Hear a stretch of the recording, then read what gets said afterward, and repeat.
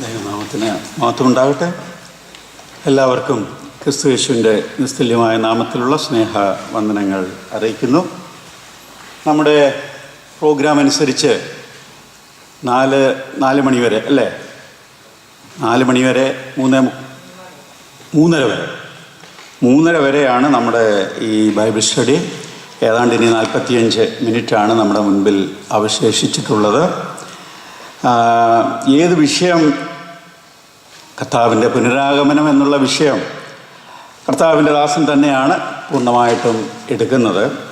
അതുകൊണ്ട് എന്ത് വിഷയം എടുക്കണം എന്നുള്ളത് ഇപ്പോഴും എൻ്റെ മനസ്സിൽ ഒരു സംശയമായിട്ടിരിക്കുകയാണ്. കാരണം എന്താണെന്ന് ചോദിച്ചാൽ ടൈമാണ് വിഷയം.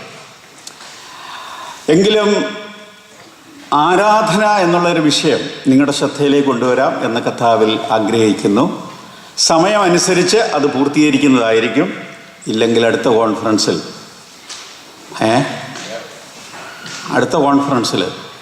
അടുത്ത വർഷത്തെ കർത്താവ് വന്നില്ല എങ്കിൽ നമുക്ക് തുടരാനായിട്ട് കഴിയും. കാരണം ഞാൻ ആ പ്രോഗ്രാം ഷീറ്റിൽ നോക്കിയിട്ട് ടൈം അഡ്ജസ്റ്റ് ചെയ്യാൻ വളരെ ബുദ്ധിമുട്ട്. ആ ടൈം അഡ്ജസ്റ്റ് ചെയ്യാൻ വന്ന ഒരു ബുദ്ധിമുട്ടിൻ്റെ പ്രധാന കാരണം നമ്മുടെ ഈ ഭക്ഷണക്രമമാണ്. കാരണം അവരുടെ ടൈം അനുസരിച്ചാണ് നമ്മളിത് ചെയ്തിരിക്കുന്നത്. അതുകൊണ്ട് രാവിലെ നമുക്ക് അല്പം നഷ്ടമായിട്ടുണ്ട് അല്ലേ. കഴിഞ്ഞ പ്രാവശ്യമൊക്കെ നമ്മൾ 3 സെഷൻ രാവിലെ നടത്തിയിട്ടുണ്ട്. 3 ബൈബിൾ സ്റ്റഡി തന്നെ നമ്മൾ നടത്തിയ സമയങ്ങൾ ഉണ്ട്. പോട്ടെ, നമുക്ക് ലഭിച്ചിരിക്കുന്ന സമയങ്ങൾ നമുക്ക് ശരിയായ നിലയിൽ വിനിയോഗിക്കാം. ആരാധന എന്നുള്ള വിഷയം നമുക്കറിയാം വളരെ കോൺട്രവേഴ്സ്യൽ സബ്ജക്റ്റാണ്. പ്രത്യേകിച്ച് ഈ നാളുകളിൽ വളരെയേറെ സംശയം ജനിപ്പിക്കുന്നതായ ഒരു വിഷയമായിട്ട് നമ്മുടെ മുൻപിൽ അത് അവശേഷിക്കുന്നു. ഞാൻ ഈ വിഷയം അവതരിപ്പിക്കേണ്ടതിന് വേണ്ടി നെഹമ്യാവിൻ്റെ പുസ്തകത്തെ അതിൻ്റെ ബാക്ക്ഗ്രൗണ്ടായിട്ട് നിർത്തിക്കൊണ്ട് ചില വസ്തുതകൾ, ഏതാണ്ട് 10 പോയിന്റ്സ് നിങ്ങളുടെ ശ്രദ്ധയിലേക്ക് കൊണ്ടുവരണം എന്നാണ് കർത്താവിൽ ആഗ്രഹിച്ചത്. അതുകൊണ്ട് നമുക്കതിനാധാരമായി നെഹമ്യാവിൻ്റെ പുസ്തകം 12-ാം അധ്യായം 27, 31, 40 വാക്യങ്ങൾ നമുക്ക് വായിക്കാം. നെഹമ്യാവ് ചാപ്റ്റർ 12 വേഴ്സസ് 27, 31 and 40.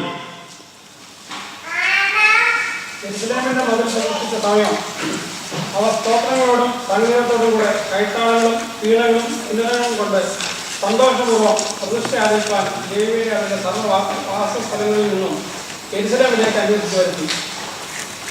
അങ്ങനെ സംഗീതക്കാരുടെ വർഗ്ഗം യെരൂശലേമിന്റെ ചുറ്റുമുള്ള പ്രദേശത്തു നിന്നും നെത്തോഫാത്യരുടെ ഗ്രാമങ്ങളിൽ നിന്നും ബേത്ത്ഗാനിൽ നിന്നും ഗേബയുടെയും അസ്നാമത്തിന്റെയും നാട്ടുമ്പുറങ്ങളിൽ നിന്നും വന്നുകൂടി. സംഗീതക്കാർ യെരൂശലേമിന് ചുറ്റും തങ്ങളുടെ ഗ്രാമങ്ങൾ പണിതിരുന്നു. മതി. വളരെ സമയമെടുത്ത് നാം വിശകലനം ചെയ്യുകയും സംശയം ദൂരീകരിക്കുകയും ചെയ്യേണ്ട ഒരു വിഷയമാണിത്. ആരാധന എന്ന് പറയുമ്പോൾ ചരിത്രാതീത കാലം മുതൽ മനുഷ്യൻ എന്തിനെയൊക്കെ ആരാധിച്ചിരുന്നു എന്ന് നമുക്ക് മനസ്സിലാക്കുവാനായിട്ട് കഴിയും. ശിലായുഗത്തിലെ മനുഷ്യൻ തങ്ങളെ ഭയപ്പെടുത്തുന്നതിനെയൊക്കെ ആരാധിച്ചു പോന്നു. അങ്ങനെ വളരെ പ്രാകൃതവും വിചിത്രവുമായ ആരാധനാ രീതികൾ നിലവിൽ വന്നിരുന്നതായി നമുക്ക് ചരിത്രത്തിൽ മനസ്സിലാക്കുവാനായിട്ട് കഴിയും. എന്നാൽ ഇന്ന് അത് തന്നെ ഈ പരിഷ്കൃത സമൂഹത്തിലേക്ക് കടന്നു വന്നപ്പോൾ അത് താരാരാധനയും വീരാരാധനയുമായി മാറിക്കഴിഞ്ഞു എന്നുള്ളത് നമുക്ക് മനസ്സിലാക്കുവാനായിട്ട് കഴിയുന്നുണ്ട്. വളരെ സ്പീഡിലാണ് ഞാൻ പറഞ്ഞു വരുന്നത്. സംശയങ്ങൾ നമുക്ക് തുടർന്നുള്ള ഒടുവിൽ സമയം നമുക്ക് ചോദിക്കാവുന്നതാണ്. ആരാധകരെ സംബന്ധിച്ചിടത്തോളം ഏറ്റവും രസകരമായ വസ്തുത, എനിക്കും നിങ്ങൾക്കും ഇഷ്ടമുള്ളവരെ തങ്ങളുടേതായ ഇഷ്ടപ്രകാരം ആരാധിക്കുക എന്നുള്ളതാണ്. ഇഷ്ടമുള്ളവരെ എൻ്റെ ഇഷ്ടപ്രകാരം ആരാധിക്കുക എന്നുള്ളതാണ് ഇന്നത്തെ ലോക രീതി നമുക്ക് കാണുവാനായിട്ട് കഴിയുന്നത്. അതുകൊണ്ടാണ് സിനിമാ ഫീൽഡേയും അതുപോലെ സ്പോർട്സ് ഫീൽഡ് അതുപോലെ തന്നെ രാഷ്ട്രീയ മേഖലയിലുള്ളവരെയൊക്കെ ജനങ്ങൾ ഇന്ന് ആരാധിക്കുന്നത് എന്ന് നമുക്ക് മനസ്സിലാക്കുവാനായിട്ട് കഴിയും. അപ്പോൾ അതിനോടുള്ള ബന്ധത്തിൽ അവർ പറയുന്ന ചില വസ്തുതകൾ നിങ്ങളുടെ ശ്രദ്ധയിലേക്ക് കൊണ്ടുവരാം. ഒന്നാമതായിട്ട്, ഇങ്ങനെ ആരാധിക്കുന്ന മനുഷ്യ ദൈവങ്ങളെ ആരാധിക്കുന്ന അനേകരുണ്ട്. ആൾ ദൈവങ്ങളെ ആരാധിക്കുന്ന അനേകർ ഇന്ന് നമുക്ക് കാണുവാനായിട്ട് കഴിയും. ഓസ്ട്രേലിയയുടെ മണ്ണിലും ഇന്ന് ഇന്ത്യയിൽ നിന്ന് അനേക ദൈവങ്ങൾ കടന്നു വരുന്നുണ്ട്. അവരെയൊക്കെ ആരാധിക്കുന്ന വലിയൊരു സമൂഹം ഇന്ന് ലോകത്തിൽ നമുക്ക് കാണുവാനായിട്ട് കഴിയും. അതിനവർ പറയുന്ന ഒന്നാമത്തെ വസ്തുത, അതിൽ അവരുടേതായ പേഴ്സണൽ ഫിലോസഫികളും അനുഭവങ്ങളുമാണ് അനേകർ നിരത്തുന്നത്. എൻ്റെ അനുഭവം ഇതാണ്. അതാണ് പ്രധാനമായിട്ടും പറയുന്ന ഒന്നാമത്തെ കാര്യം. രണ്ടാമത്, അവനവൻ്റെ വിശ്വാസം അവനവനെ രക്ഷിക്കും. അത് ദൈവവചനത്തെ തന്നെ കൂട്ടി ചെയ്ത് പറയുന്ന ഒരു ഭാഗമാണ്. അങ്ങനൊരു ഭാഗം ബൈബിളിൽ ഇല്ല. യേശുക്രിസ്തുവിലുള്ള വിശ്വാസം അവനെ രക്ഷിക്കുമെന്നാണ്. എന്നാൽ ഇന്ന് എല്ലാവരും പറയുന്നുണ്ട്, ഞാൻ എന്തിൽ ഉറച്ചു വിശ്വസിച്ച് ദൈവത്തെ വിളിക്കുമോ ആരാധിക്കുമോ അവിടെ ദൈവം പ്രസാദിക്കും, അതാണ് ആരാധന എന്ന് പറയുകയും ചിന്തിക്കുകയും ചെയ്യുന്ന അനേകരെ കാണുവാനായിട്ട് കഴിയും. ഇനി മൂന്നാമത്തെ കാര്യം, ആത്മാർത്ഥത. അനേകര് എന്ത് ആത്മാർത്ഥതയോടെ ആരെ വിളിച്ചാലും അത് ആരാധനയാണെന്ന് ചിന്തിക്കുന്ന അനേകരുണ്ട്. നമുക്കറിയാം, വളരെ ആത്മാർത്ഥതയോടെ എന്തെങ്കിലും രോഗം വന്നാൽ സൗഖ്യമാകുന്നതിന് വിഷം കഴിച്ചാൽ യാതൊരു പ്രയോജനമില്ല, മരിച്ചു പോകുമെന്നുള്ളത് നമുക്കറിയാം. അപ്പം ആത്മാർത്ഥത അവിടെ ഒരു വിഷയമേ അല്ല. നാലാമതായിട്ട് മറ്റൊരു കാര്യം, ഇന്നത്തെ പ്രൈസ് ആൻഡ് വർഷിപ്പ്. അതിൽ പ്രധാന പോയിന്റ് ഇതാണ്, എന്ത് തെറ്റ് ചെയ്താലും അത് ഒരാരാധന കൊണ്ട് ആ തെറ്റിൽ നിന്ന് നമുക്ക് മോചനം ലഭിക്കും. അങ്ങനെയുള്ള ചിന്താഗതി വളരെയേറെ വർദ്ധിച്ചു വരികയും ഇന്ന് നമുക്കറിയാം ക്രൈസ്തവ സമൂഹങ്ങളിൽ ഏറ്റവും മുന്നിൽ നിൽക്കുന്ന ഒരു പരിപാടിയായി അത് നിലവിൽ വരികയും ചെയ്തു. Price and worship. 1, 2, 3 മണിക്കൂറുകൾ സംഗീതത്തിലൂടെ മാത്രം ദൈവത്തെ ആരാധിക്കുക. അതിൽ കടന്നു വരുന്നവര് രക്ഷിക്കപ്പെട്ടവരോ വീണ്ടും ജനിച്ചവരോ യേശു കർത്താവിനെ രക്ഷിതാവായി അംഗീകരിച്ചവരോ അല്ല.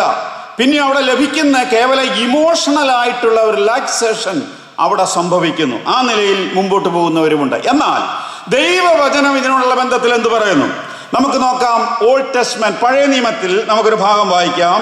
ഉൽപ്പത്തി പുസ്തകം 4-ാം അധ്യായം 3 മുതൽ 8 വരെയുള്ള ഭാഗങ്ങൾ വായിച്ചാൽ 7-ാം വാക്യം. ഉൽപ്പത്തി, ജെനസിസ് ചാപ്റ്റർ 4 വേഴ്സസ് 3 to 8.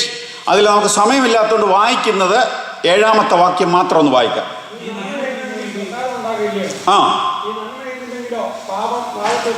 മതി. കയീന്റെ യാഗത്തിൽ ദൈവം പ്രസാദിച്ചില്ല. അവിടെ എന്താ പറയുന്നത്? ദൈവം കയീനോട് പറയുന്നു, if you do what is right will you not be accepted. നീ ശരിയായ നിലയിൽ യാഗം കഴിച്ചിരുന്നുവെങ്കിൽ ദൈവം നിന്റെ യാഗത്തിൽ പ്രസാദിക്കയില്ലയോ? കയീന്റെ യാഗത്തിൽ എന്തുകൊണ്ട് ദൈവം പ്രസാദിച്ചില്ല എന്നുള്ള വിഷയങ്ങളൊക്കെ നമുക്കറിയാം. അതുകൊണ്ട് ആ ഭാഗത്തേക്ക് ഞാൻ പോകുന്നില്ല.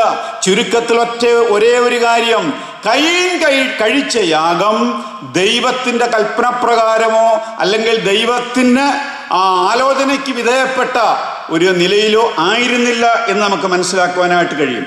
ഇനി ശമരിയ സ്ത്രീയെ കുറിച്ച് 4-ാം അധ്യായം, യോഹന്നാന്റെ സുവിശേഷം 4-ാം അധ്യായം 22-ാം വാക്യം നമുക്കൊന്ന് വായിക്കാം. യോഹന്നാൻ 4:22. അത് പുതിയ നിയമത്തിൽ കാണുന്ന ഒരു പ്രത്യേക പദപ്രയോഗമാണ്. എന്താ അവിടെ പറയുന്നത്? You worship what you do not no.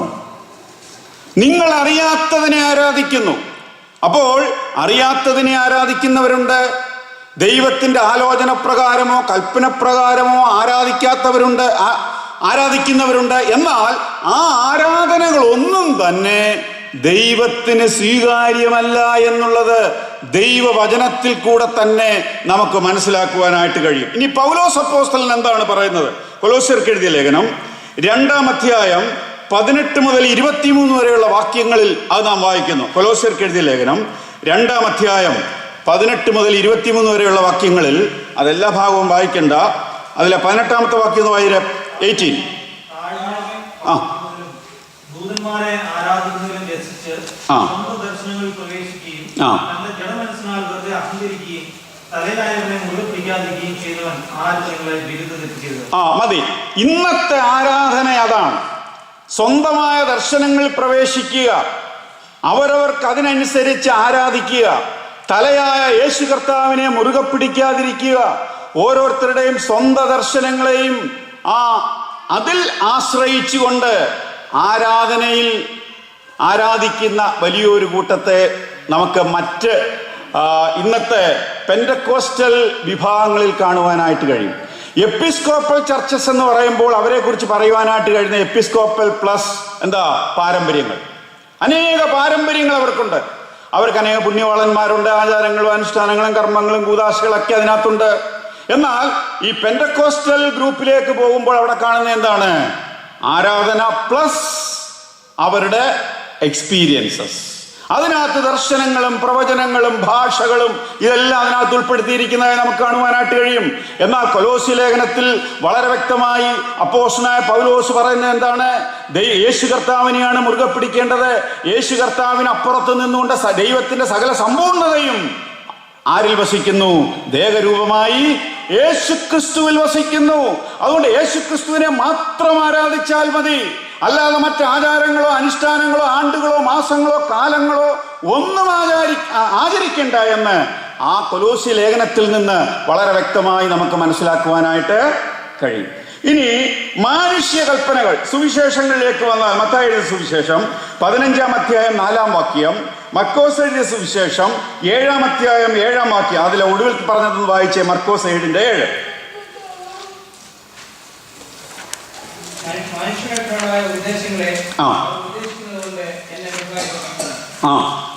അത് മാനുഷ്യകൽപ്പനകളെ കുറിച്ച് മർക്കോസ് 7:7 എന്നൂടെ വായിച്ച് കുറച്ചുകൂടെ ക്ലിയർ ആവും. അതൊന്ന് വായിച്ചത്. അവിടെ എന്താ പറയുന്നത്? മാനുഷ്യകൽപ്പനകളെ അവരാചരിച്ചുകൊണ്ട് ദൈവത്തെ ആരാധിക്കുന്നു എന്ന് അവർ വെറുതെ ചിന്തിക്കുന്നു. എന്നാൽ ഇതൊന്നും ആരാധനയല്ല എന്ന് നമുക്ക് കാണുവാനായിട്ട് കഴിയും. അപ്പോൾ ഇതുവരെ പറഞ്ഞത് ഇന്ന് മനുഷ്യൻ ആരാധിക്കുന്നത് തങ്ങൾക്ക് ഇഷ്ടമുള്ളതിനെ ഇഷ്ടമുള്ള നിലയിൽ അവരവർ തന്നെ ആരാധിക്കുന്നു. അങ്ങനെയാണ് ഇന്ന് ലോകം മുമ്പോട്ട് പോകുന്ന. താരാരാധനയും വീരാരാധനയൊക്കെ ഇന്ന് ലോകത്തിൽ കാണുവാൻ ഇടയായി തീർന്നിരിക്കുന്ന വസ്തുതയും അതുകൊണ്ടാണ്. എന്നാൽ ദൈവവചനത്തിലേക്ക് നമ്മൾ മടങ്ങി വരുമ്പോൾ ദൈവവചനത്തിൽ വളരെ വ്യക്തമായി പറയുന്നു. പലരുടെ ആരാധനകളെ കുറിച്ച് നാം കാണുന്നു. കയ്യിൽ യാഗം കഴിച്ചതായിട്ട് കാണുന്നു. അതുപോലെ തന്നെ ശമരിയ സ്ത്രീയുടെ ആരാധനയുടെ കാര്യം അവിടെ പറയുന്നു. എന്നാൽ അതൊന്നും തന്നെ ദൈവഗീത പ്രകാരമുള്ള ആരാധനയല്ല. ഇനി എന്താണ് ആരാധന? മലയാളത്തിൽ അനേക ഡെഫിനിഷൻ പറയുവാനായിട്ട് കഴിയും. അതിലേക്കൊന്നും പോകുന്നില്ല. എന്നാൽ ചുരുക്കമായിട്ട് മനസ്സിലാകേണ്ടതിന് മാത്രം പറയുന്നു. മലയാളത്തിൽ നമസ്കരിക്കുക, വീണാരാധിക്കുക എന്നുള്ള പദം ആണ് ആരാധനയുള്ള ബന്ധത്തിൽ നമുക്ക് കാണുവാനായിട്ട് കഴിയുന്നത്. ആരാധനയുടെ അത്യുന്നത ഭാവമാണ് നമസ്കാരം, വീണാരാധിക്കുക എന്നുള്ളത്. ഇംഗ്ലീഷിൽ അതിനെ വർഷിപ്പ് എന്നുള്ള പദമാണ് നാം കാണുന്നത്. അതൊക്കെ നമുക്ക് ഡിക്ഷണറി നോക്കി വർഷിപ്പ് എന്നുള്ളതിൻ്റെ വർഷിപ്പ് ആ പ്രയോഗങ്ങളൊക്കെ നാം ഇവിടെ കാണുന്നു. അതിലേക്കും പോകുന്നില്ല. ചില വാക്യങ്ങൾ മത്തായി 2:2, മാത്യൂസ് ചാപ്റ്റർ 2:2, സാംസ് 95:6-7, സാംസ് 96, വെളിപ്പാട് 5:7 മുതൽ 14 വരെ, എബ്രായർ 1:6. ഇത്രയും വാക്യങ്ങൾ നിങ്ങൾ വായിച്ചു നോക്കിയാൽ വ്യക്തമായി ആരാധനയുള്ള ബന്ധത്തിൽ ദൈവവചനത്തിൽ പറയുന്നത് മനസ്സിലാക്കുവാനായിട്ട് കഴിയും. ഈ പറയുന്നത് അല്പം സ്പീഡ് കൂടുതലാണെന്നറിയാം. അതുകൊണ്ട് ഈ ഭാഗത്തെക്കുറിച്ചുള്ള നോട്ട്സ് വേണമെങ്കിൽ പിന്നീട് നോട്ട്സ് പ്രിയ ജോണിയെ സമീപിച്ചാൽ നോട്ട്സ് തരുന്നതായിരിക്കും. കാര്യം USPയിൽ കഴിഞ്ഞ പ്രാവശ്യം നമ്മളൊരു കോൺഫറൻസിലല്ല, നമ്മുടെ ഇവിടുത്തെ ഒരു ഏകദിന സമ്മേളനത്തിന് വളരെ വിശദമായിട്ട് എടുത്ത ഒരു വിഷയം കൂടെ ആണ്.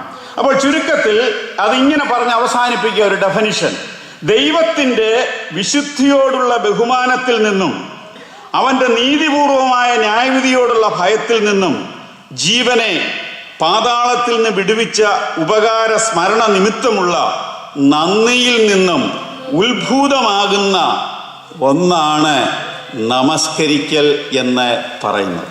മനസ്സിലായില്ല? ഇനി മലയാളമായാലും മനസ്സിലാകാൻ വിഷമമുണ്ടല്ലോ. വേറൊരു ഡെഫിനിഷൻ ഞാൻ പറയാം. ഒരു ദൈവ പൈതൽ ദൈവസന്നിധിയിൽ ഇരുന്ന് ഭയത്തോടും ഭക്തിയോടും എല്ലാവിധ ബഹുമാന ആദരവോടും കൂടെ ദൈവമുഖത്തേക്ക് നോക്കി തന്നെ രക്ഷിച്ച കർത്താവിൻ്റെ കഷ്ടാനുഭവങ്ങളെ ഓർത്ത് അവൻ്റെ അന്തരാത്മാവിൽ നിന്നും ഉയരുന്ന സ്തുതിസ്തോത്രയാഗങ്ങൾ അവൻ്റെ പാദത്തിൽ അർപ്പിച്ച് സാഷ്ടാംഗം വീണ് ദൈവത്തെ പരിശുദ്ധാത്മാവിൽ നമസ്കരിക്കുന്നതാണ് ആരാധന. ഇനി ദൈവമഹത്വത്തെ ധ്യാനിക്കുന്ന ഒരു ഹൃദയത്തിൻ്റെ സ്വാഭാവിക പ്രതികരണമാണ് ആരാധന. അതിനകത്ത് 3 കാര്യങ്ങൾ പറയുന്നുണ്ട്. എന്താ? പിതാവായ ദാതാവിനെ, പുത്രനായ രക്ഷിതാവിനെ, പരിശുദ്ധാത്മാവിനെ നമ്മിൽ വസിക്കുന്നവനായും അനുഭവിച്ചറിയുന്ന ഒരാത്മാവിൽ നിന്നും ഉയർന്നു പൊങ്ങുന്നതാണ് ആരാധന. ചുരുക്കത്തിൽ നമ്മിൽ അധിവസിക്കുന്ന പരിശുദ്ധാത്മാവിൻ്റെ ശക്തിയാലും സഹായത്താലും നമ്മെ വീണ്ടെടുത്ത പുത്രനായ ക്രിസ്തുവിലൂടെ പിതാവായ ദൈവത്തിന് സന്തോഷത്തോടെ സ്തുതിസ്തോത്രയാഗങ്ങൾ കഴിക്കുന്നതാണ് ആരാധന. അപ്പോൾ ആരാധനയുടെ ഡെഫിനിഷൻസിനെ കുറിച്ച് ഞാൻ പറഞ്ഞു. അനേക ഡെഫിനിഷൻസ് ഉണ്ട്. അത് ഓരോന്ന് വായിക്കുമ്പോഴും അതിലെ ചില പ്രത്യേക ഭാഗങ്ങളെ പരാമർശിക്കുന്നതായി നമുക്ക് മനസ്സിലാക്കുവാനായിട്ട് കഴിയും. വളരെ ചുരുക്കമായി പറഞ്ഞ വലിയവനായ ദൈവം തൻ്റെ പുത്രനായ ക്രിസ്തുവിനെ ഈ ലോകത്തിലേക്ക് അയച്ച് കർത്താവായ യേശു ക്രിസ്തുവിൻ്റെ ബലിമരണത്താൽ അവൻ നമ്മെ വീണ്ടെടുത്തു. ഇന്ന് പരിശുദ്ധാത്മാവ് നമ്മെ സഭയോട് ചേർത്ത് നമ്മെ ഇന്ന് ആരാധിക്കുന്ന കൂട്ടമാക്കി തീർത്തു. അപ്പോൾ നമുക്ക് പറയാനുള്ളത്, പരിശുദ്ധാത്മാവിൻ്റെ ശക്തിയാലും സഹായത്താലും നമ്മെ വീണ്ടെടുത്ത പുത്രനായ ക്രിസ്തുവിലൂടെ പിതാവായ ദൈവത്തിന് സന്തോഷത്തോടെ സ്തുതിയും സ്തോത്രവും കഴിക്കുന്നതാണ് ആരാധന. ഇത്ര ഇൻട്രഡക്ഷനായിട്ട് പറഞ്ഞു എന്നുള്ളതേ ഉള്ളൂ. കുറച്ചുകൂടെ പറയുമ്പോൾ വളരെ വ്യക്തമായി മനസ്സിലാക്കാനായിട്ട് കഴിയും. ഇനി നമ്മൾ ആദ്യം വായിച്ച ഭാഗത്തേക്ക് വരികയാണ്. നെഹമ്യാവിൻ്റെ പുസ്തകം 12-ാം അധ്യായം 27, 31, 40. നെഹമ്യാവിൻ്റെ പുസ്തകത്തെക്കുറിച്ചുള്ള ചരിത്ര അവലോകനം നമുക്കറിയാം. ആ ഭാഗത്തേക്കും പോകുന്നില്ല. നെഹമ്യാവ് ഇസ്രായേലിൻ്റെ തകർന്നു കിടക്കുന്ന ചിത്രം മനസ്സിലാക്കിക്കൊണ്ട് പേർഷ്യൻ ചക്രവർത്തിയുടെ രാജധാനിയിൽ നിന്ന് യെരുശലേമിലേക്ക് മടങ്ങി വരികയും യെരുശലേമിൽ തീ വെച്ച് ചുട്ടും വെന്തും വെണ്ണീറായി കിടക്കുന്ന തകർന്നു കിടക്കുന്ന മതിൽ പണിയുന്ന മനോഹരമായ ചിത്രമാണ് നെഹമ്യാവിൻ്റെ പുസ്തകത്തിൽ നമുക്ക് കാണുവാനായിട്ട് കഴിയുന്നത്. അത് നമ്മോട് വിളിച്ചറിയിക്കുന്ന തകർന്നു കിടക്കുന്ന ജീവിതങ്ങളെക്കുറിച്ചും, വ്യക്തിജീവിതങ്ങൾ, സഭാജീവിതങ്ങൾ, കുടുംബജീവിതങ്ങൾ, ഇവയെക്കുറിച്ചാണ്. എന്നാൽ അവ പണിയുന്നതായി നെഹമ്യാവിൻ്റെ പുസ്തകത്തിൽ നമുക്ക് മനസ്സിലാക്കുവാനായിട്ട് കഴിയും. ഇതിൽ ആത്മീയ അർത്ഥം ഇതാണ്: തകർന്നുടഞ്ഞ നമ്മുടെ ജീവിതങ്ങളെ ചേർത്തു പണിയുന്ന ദിവ്യ തച്ചനാണ് നമ്മുടെ കർത്താവ്. കാലാകാലങ്ങൾ നമ്മെ വിളിച്ചു വേർതിരിച്ചു തൻ്റെ മക്കളാക്കി തീർത്തു. ജീവിതത്തിൽ സമാധാനം, സന്തോഷവും, ആശയും പ്രത്യാശയും നൽകി ഇന്നവൻ നമ്മെ വഴി നടത്തുന്നു. ഈ കർത്താവിനെ നാം ആരാധിക്കുക. നെഹമ്യാവിൻ്റെ പുസ്തകത്തിലേക്ക് വരുമ്പോൾ നെഹമ്യാവ് എത്ര ദിവസം കൊണ്ടാണ് മതിൽ പണിതത്? എത്ര ദിവസമാണ്? 52 ദിവസം കൊണ്ട് മതിൽ പണിതു. അത്രയും നെഹമ്യാവിൻ്റെ പുസ്തകത്തിൻ്റെ ചരിത്രം മിക്കവാറും എല്ലാവർക്കും അറിയാമല്ലോ, ഞാൻ ആ പറഞ്ഞ ഭാഗത്തുനിന്ന്. അപ്പോൾ 52 ദിവസം കൊണ്ട് മതിൽ പണിതു. മതിൽ പണിതതിന് ശേഷം എന്ത് ചെയ്യാണ്? ഇവിടെ അത് പ്രതിഷ്ഠിക്കുവാനായിട്ട് പോവുകയാണ്. അത് പ്രതിഷ്ഠിക്കുമ്പോൾ അവരുടെ ഹൃദയം നന്ദി കൊണ്ട് നിറയുകയാണ്. തുടർന്ന് അവർ ചെയ്യുന്ന ആ ആരാധനയുള്ള ബന്ധത്തിൽ 10 കാര്യങ്ങളാണ് നിങ്ങളുടെ ശ്രദ്ധയിലേക്ക് കൊണ്ടുവരാനായിട്ട് ഞാൻ ആഗ്രഹിക്കുന്നത്. ചുരുക്കത്തിൽ ആ പറഞ്ഞതിൻ്റെ ആശയം ഇതാണ്: തകർന്നുടഞ്ഞ ജീവിതങ്ങളുടെ ഉടമകളായിരുന്ന നമ്മെ വലിയവനായ ദൈവം ഇന്നിതാ മാനപാത്രങ്ങളാക്കി തീർത്തു. നമ്മോടുള്ള ബന്ധത്തിൽ നമ്മിൽ നിന്ന് ദൈവം ആഗ്രഹിക്കുന്നത് ഈ ദൈവത്തെ ആരാധിക്കുക, മഹത്വപ്പെടുത്തുക എന്നുള്ളതാണ്. ഇസ്രായേൽ തകർന്നു കിടന്ന മതിൽ പണിതു. അതവർ ദൈവത്തിൻ്റെ സന്നിധിയിൽ സമർപ്പിക്കുവാനായിട്ട് പോവുകയാണ്. അവിടെ നടന്ന ആരാധനയുടെ ചിത്രം അത് ഇന്ന് നാം ആരാധിക്കേണ്ട വിധത്തെക്കുറിച്ചുള്ള മനോഹരമായ ഒരു ചിത്രമായി നമ്മുടെ മുൻപിൽ അവശേഷിക്കുന്നു. അതിലൊന്ന് it's purpose of worship. 2 it's nature. 3 it's variety. 4 it's priority. 5 it's traditions. 6 it's witness. 7 it's vitality. 8 it's unity. 9 it's quality. 10 it's cost. ഇത്രയും കൂടെ പറയണമെങ്കിൽ തീർച്ചയായിട്ടും നമുക്ക് മണിക്കൂറുകൾ വേണ്ടതാണ്. നമ്മുടെ ജോൺ ബി അച്ചായനും അത് തന്നെയാണ് പറയുന്നത്, സമയമില്ല എന്ന്. എന്നാൽ ജോൺ ബി അച്ചായന് മുഴുവനായിട്ടും സമയം കൊടുക്കുന്നതായിരിക്കും. ഈ ഭാഗം തീരുന്നിടം വരെ ഞാനത് പറയാം. പിന്നെ സമയമുണ്ടെങ്കിൽ നമുക്കത് എടുക്കുവാനായിട്ട് കഴിയും. അതിൽ നെഹമ്യാവിൻ്റെ പുസ്തകം 12-ാം അധ്യായം 27-ാം വാക്യം, അതിൽ ഇംഗ്ലീഷിൽ ഒന്ന് വായിച്ചാൽ അവിടെ 3 പദപ്രയോഗങ്ങൾ കാണുവാനായിട്ട് കഴിയും. ആർക്കെങ്കിലും ഒന്ന് ഇംഗ്ലീഷിൽ വായിക്കാമോ?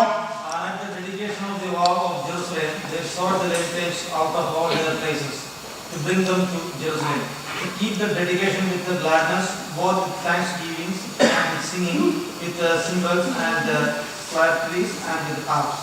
മതി. ഇവിടെ ആരാധനയുടെ ഉദ്ദേശം, പേർപ്പസ് ഓഫ് വർഷിപ്പ്. എന്താണ് ആരാധനയുടെ ഉദ്ദേശം? ഇസ്രായേൽ ജനം തകർന്നു കിടന്ന മതിൽ പണിതു അവർ ദൈവത്തിന്റെ സന്നിധിയിൽ സമർപ്പിക്കുവാനായിട്ട് പോകുകയാണ്.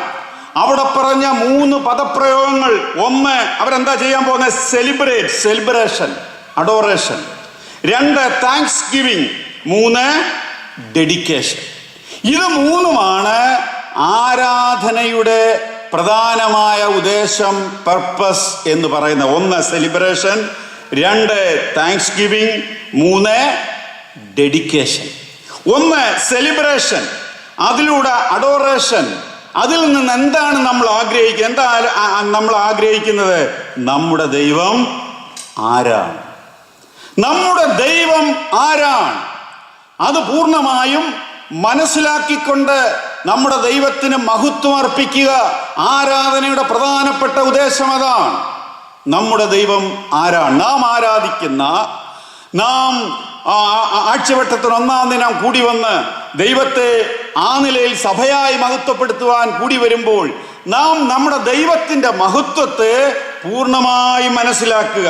സങ്കീർത്തനങ്ങൾ 96-ന്റെ 4, 5, 6 മുതലായ വാക്യങ്ങൾ, അതുപോലെ 95-ാം സങ്കീർത്തനം 3, 6, 7, 100-ാം സങ്കീർത്തനം 3-ാം വാക്യം, വെളിപ്പാട് പുസ്തകം 1-17, 11-16. ഇവിടെ എല്ലാം നമ്മുടെ ദൈവമാരാണ്. ഒരാളെ നാം ആദരിക്കുന്നതിൻ്റെ പ്രധാന അതിൽ അടങ്ങിയിരിക്കുന്ന ആശയം ആ മനുഷ്യന്റെ വലിപ്പമാണ്. നമ്മുടെ ദൈവത്തെ പോലെ ഒരു ദൈവമില്ല. അവൻ മഹാദൈവമാണ്, അവൻ സൃഷ്ടിതാവാണ്, ഈ പ്രപഞ്ചത്തെ സൃഷ്ടിച്ചവനാണ്, സർവചരാചരങ്ങളെ സൃഷ്ടിച്ചവനാണ്, സർവവ്യാപിയും സർവശക്തനും സർവജ്ഞാനിയുമാണ്. ഇതുപോലൊരു ദൈവമില്ല. ദേവന്മാരിൽ ദേവനാണ്, രാജാതിരാജാവും കർത്താതികർത്താവുമായ നമ്മുടെ ദൈവം. ഈ ദൈവത്തെ നാം ആരാധിക്കുക. രണ്ടാമതായിട്ട് thanksgiving. Thanksgiving needs to be specific. പലപ്പോഴും നമ്മൾ ഈ ആരാധകരെ സംബന്ധിച്ചിടത്തോളം എന്തിനാണ് ആരാധിക്കുന്നത്? താങ്ക്സ് ഗിവിങ് എന്നുള്ളത് തീർച്ചയായിട്ടും ഇവിടെ നെഹമ്യാവിന്റെ പുസ്തകം 12-ാം അധ്യായം 27 വരുമ്പോൾ അവിടെ പറയുന്നുണ്ട്, അവിടുത്തെ ആരാധനയുടെ വിഷയം വളരെ കൃത്യമാണ്. എന്താ അവരുടെ ആരാധനയുടെ വിഷയം? തകർന്നു കിടന്ന മതിൽ പണിതു, അതാണ് പ്രതിഷ്ഠിക്കുവാനായിട്ട് പോകുന്നത്. പ്രിയമുള്ളവരെ, നാം ആരാധനയ്ക്കായി കൂടി വരുമ്പോൾ ആ ആരാധനയുടെ ഉദ്ദേശം എന്ന് പറയുന്നത് വളരെ സ്പെസിഫിക് ആണ്. എന്നെ വീണ്ടെടുത്ത കർത്താവ്, എൻ്റെ ജീവിതത്തിൽ സമാധാനവും സന്തോഷവും നിത്യജീവനും പകർന്നു തന്ന കർത്താവിനെ ആരാധിക്കുക, അതാണ് നമ്മുടെ ലക്ഷ്യം.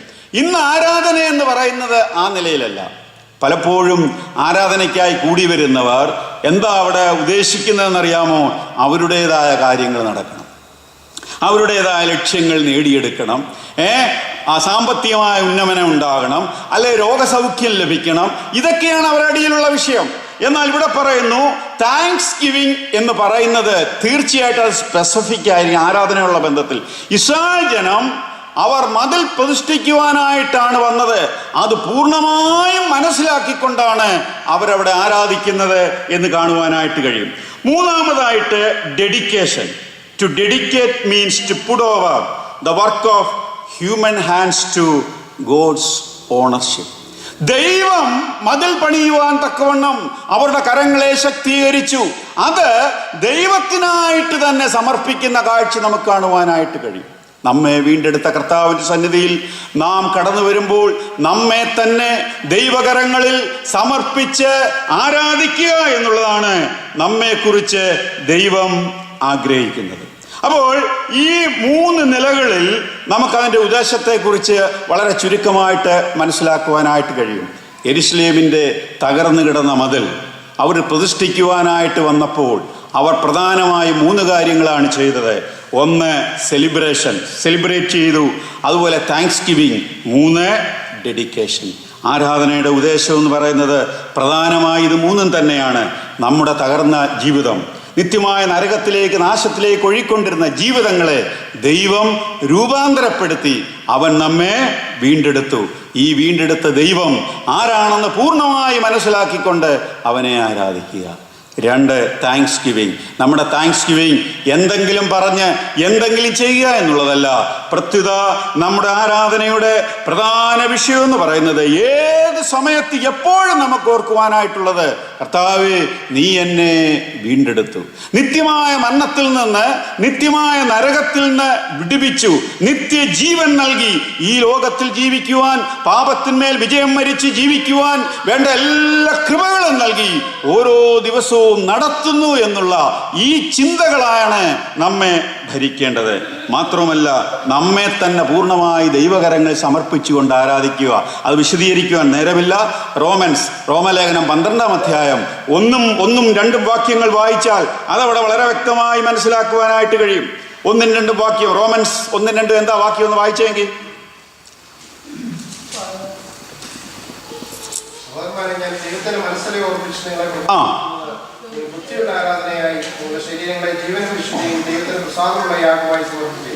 മതി. അവിടെ എന്താ പറയുന്നത്? 1 മോട്ടിവേഷൻ ഓഫ് വർഷിപ്പ്. എന്താ മോട്ടിവേഷൻ ഓഫ് വർഷിപ്പ് അവിടെ പറയുന്നത്?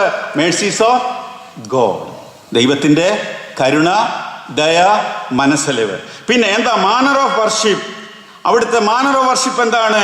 Present our bodies a living and holy sacrifice. ഇനി ഹൗ, എങ്ങനെയാണ് അത് ആരാധിക്കേണ്ടത്? അവിടെ പറയുന്നത് by the renewing of your mind. നമ്മുടെ മനസ്സിനെ പുതുക്കി. അപ്പൊ ഈ നിലയിലാണ് അവിടെ വിശദീകരിക്കുക. എന്ന് പറഞ്ഞാൽ ആരാധന എന്ന് പറയുന്നത് നമ്മുടെ മനസ്സ് പുതുക്കി രൂപാന്തരപ്പെടുകയാണ്. നമ്മുടെ ശരീരാത്മദേഹികൾ കർത്താവിന്റെ സന്നിധിയിൽ അർപ്പിച്ചുകൊണ്ട്, അല്ലാതെ വികാരങ്ങളല്ല, ഇമോഷണലിസം അല്ല. അവിടെ ക്രിസ്തുവിന്റെ മനസ്സ് നമുക്കുള്ളവരായി തീരുക. അവിടെ 1 കൊരിന്ത്യർ 2:16 അത് വായിക്കുന്നുണ്ട്. എന്താ പറയുന്നത്? The mind of Christ. ക്രിസ്തുവിന്റെ മനസ്സുള്ളവരായി തീരുക. അത്രയും പറഞ്ഞ ആ ഭാഗം ഞാൻ വിടുക. രണ്ടാമതായിട്ട് ഇറ്റ്സ് നേച്ചർ. ആരാധനയുടെ സ്വഭാവം എന്താ? ആരാധനയുടെ സ്വഭാവം, the secret of acceptable worship is not simply what we do but how we do it. എങ്ങനെ നമ്മൾ ആരാധിക്കുന്നു എന്നുള്ളത് തീർച്ചയായിട്ടും ആ ആരാധനയിൽ നാം ശ്രദ്ധിക്കേണ്ടതായിട്ടുള്ള വിഷയമാണ്.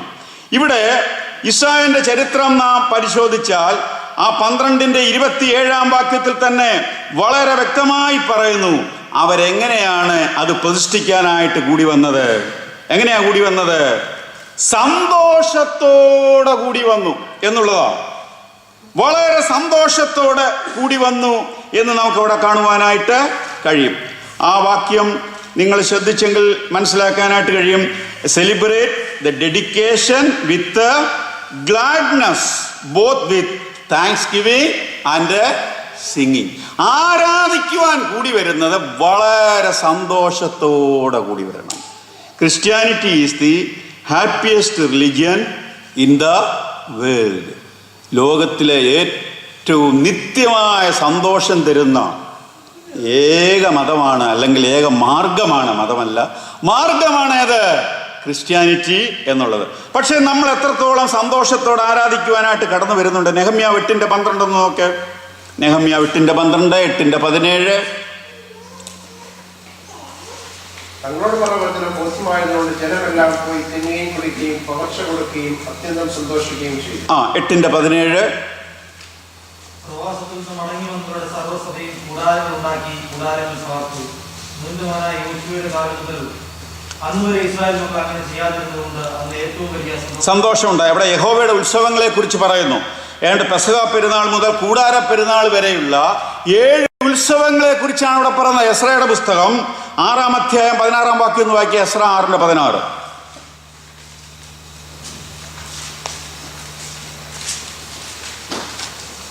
ഇസ്രായേൽ മക്കളും പുരോഹിതന്മാരും ലേവ്യരും ശേഷം പ്രവാസികളും സന്തോഷത്തോടെ ഈ ദേവാലയത്തിന്റെ പ്രതിഷ്ഠ കഴിച്ചു. മതി, സന്തോഷത്തോടെ ദേവാലയത്തിന്റെ പ്രതിഷ്ഠ കഴിച്ചു. അപ്പോൾ പഴയ നിയമഭാഗങ്ങൾ വളരെ വ്യക്തമായി പറയുന്നു, ആരാധനയ്ക്കായി നാം വളരെ സന്തോഷത്തോടെ കൂടി വരണം. നമ്മുടെ ആരാധനയെക്കുറിച്ച് നമുക്കറിയാം. 9 മണിക്കാണെങ്കിൽ തിരക്ക് പിടിച്ച് അന്ന് രാവിലെ ദൈവസന്നിധിയിൽ ഇരിക്കാൻ നേരമില്ല.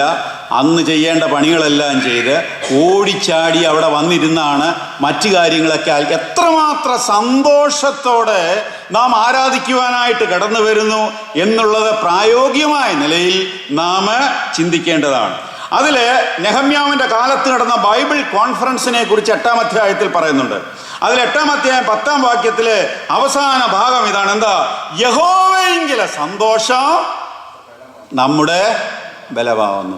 നമുക്കെല്ലാം ഉള്ള ബലം എന്ന് പറയുന്നത് യഹോവയെങ്കിലെ സന്തോഷം. യഹോവയെങ്കിലെ സന്തോഷം നഷ്ടപ്പെട്ടാൽ നമ്മുടെ ബലം പോയി. ഇന്ന് ലോകം എല്ലാമുള്ളവർ, കൊട്ടാര സദൃശമായ കാറുകളും വീടുകളും എല്ലാമുള്ള ധനാഢ്യരായ അനേകർ ആത്മഹത്യ ചെയ്യുന്നു. എന്താ കാരണം? അവർക്ക് സന്തോഷമില്ല. നമ്മുടെ ഏറ്റവും വലിയ ബലമെന്ന് പറയുന്നത് യഹോവയെങ്കിലെ സന്തോഷമാണ്. ആ സന്തോഷവും പ്രത്യാശയും നമ്മുടെ ജീവിതത്തിൽ നഷ്ടമാകുകയാണെങ്കിൽ നമ്മുടെ ജീവിതത്തിൻ്റെ അർത്ഥവും ലക്ഷ്യവും എല്ലാം നഷ്ടമാകും, പ്രത്യാശ നഷ്ടമായി തീരും. അതുകൊണ്ട് യഹോവയെങ്കിലെ സന്തോഷമാണ് നമ്മുടെ ഏറ്റവും വലിയ ബലം. എൻ്റെ ബലം എന്താണ്? യഹോവയെങ്കിലെ സന്തോഷമാണ് എന്ന് നാം മനസ്സിലാക്കേണ്ടതാണ്. പലപ്പോഴും നമ്മുടെ ആരാധനായോഗങ്ങളെ കുറിച്ച് പറഞ്ഞാൽ ചില പ്രസംഗരൊക്കെ പറയാറുണ്ട്, ഒരു ശവമടക്കൊക്കെ കഴിഞ്ഞു പോകുന്നത് പോലെയാണ് പോകുന്നത്. ഒരു സന്തോഷവുമില്ല. വന്നിരുന്ന് ഉറങ്ങി പലപ്പോഴും അവിടെ പറയുന്നതെല്ലാം യേശുക്രിസ്തുവിൻ്റെ മരണം വരെ പറഞ്ഞ് അതിനനുസൃതമായ സമയാമൃതത്തിൻ്റെ ട്യൂണിൽ കുറച്ച് പാട്ടുകളും പാടി പോവുക. എന്താ കാരണം? അത് പണ്ട് പോലെ അങ്ങനെ ഞങ്ങൾ ചെയ്യുന്നേ. എന്നാൽ വളരെ സന്തോഷത്തോടെ. അത് മാത്രവുമല്ല, പലപ്പോഴും നമ്മുടെ ഇന്ത്യയിൽ നാം ശ്രദ്ധിച്ചാൽ ആരാധനാ ചിന്തകളെന്ന് പറയുന്നത് പ്രധാനമായിട്ട് ഹ്യൂമൻ സെൻറ്റേർഡ്. എന്നാൽ ഈ ഓസ്ട്രേലിയയിൽ വന്നപ്പോൾ ആ ഒരു കാര്യത്തിൽ തീർച്ചയായിട്ടും വളരെ സന്തോഷമുണ്ട്. ഇവിടുത്തെ ആരാധനയുടെ വിഷയം ഏതാണ്? Christ centred. ആ പറഞ്ഞതിൻ്റെ അർത്ഥം മനസ്സിലായോ? ഹ്യൂമൻ സെൻറ്റേർഡ് എന്ന് പറഞ്ഞാൽ നമ്മുടെ ആരാധനയിൽ പ്രധാനമായിട്ടും പറയുന്ന ഇതാണ്, കർത്താവേ ഞാൻ എല്ലാ എഫെസ്യൻ ലേഖനം എന്താ, ഞാൻ പാപിയായിരുന്നു, ശത്രുവായിരുന്നു, അഭക്തനായിരുന്നു, ദോഷിയായിരുന്നു, ഇസ്രായേൽ പൗരതയോട് സംബന്ധമില്ലാത്തവനും, വാഗ്ദത്തങ്ങൾ നിയമങ്ങൾക്ക് അന്യനും പരദേശികളും, ഭൂമിയിൽ ദൈവമില്ലാത്ത, ഇങ്ങനെ അങ്ങ് പറഞ്ഞുകൊണ്ടിരിക്കും. പിന്നെ മെബി പോഷത്തിനെ എന്നും അവിടേക്ക് വലിച്ചുകൊണ്ട് വരും. അപ്പോൾ പലപ്പോഴും നമ്മുടെ ആരാധനയുടെ ചിത്രം എന്ന് പറയുന്നത് നമ്മുടെ അവസ്ഥയെക്കുറിച്ച് നാം പറയുക. എന്നാൽ ആരാധന എന്ന് പറയുന്നത് നമ്മുടെ അവസ്ഥയെക്കുറിച്ച് പരാമർശിക്കുകയല്ല.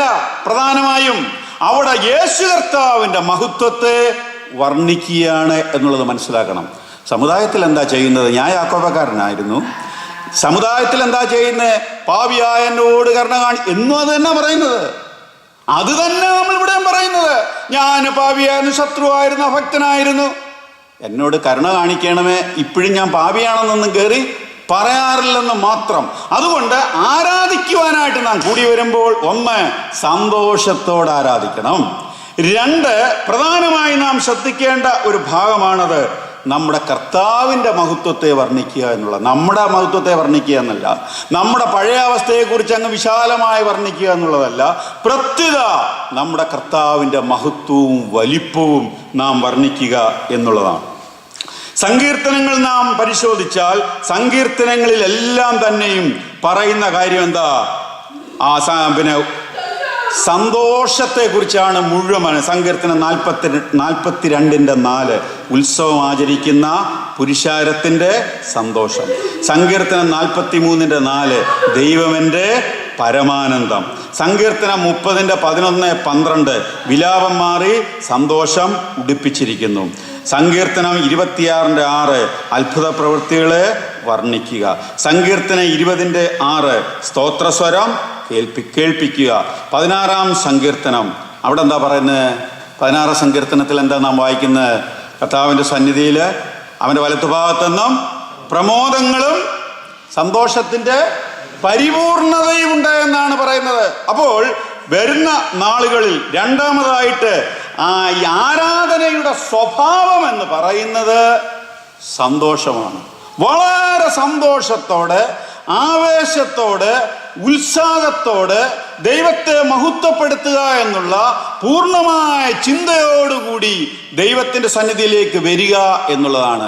9:30 മണിക്ക് ആരാധന തുടങ്ങുന്നുവെങ്കിൽ 9:35 ഓടിച്ചാടി അവിടെ ബഹളം വെച്ച് അവിടെ വരിക എന്നുള്ളതല്ല. ഞങ്ങൾ പണ്ട് കൂടിക്കൊണ്ടിരുന്ന ബേസ് വാട്ടറിൽ 9:30 അവർ കഥ അടയ്ക്കും. ഇനി ആരും ദയവ് ഇതിഞ്ഞോട്ട് വരരുത് എന്ന് പറഞ്ഞാൽ 9:30 ആകുമ്പോൾ സമയം അതാണെങ്കിൽ 10 മിനിറ്റെങ്കിലും മുമ്പേ വരണം. അവിടെ വന്നിരുന്ന് ധ്യാനിക്കണം. സന്തോഷത്തോടെ നാം ദൈവത്തെ ആരാധിക്കണം. അതിൻ്റെ സ്വഭാവം അതാണ്.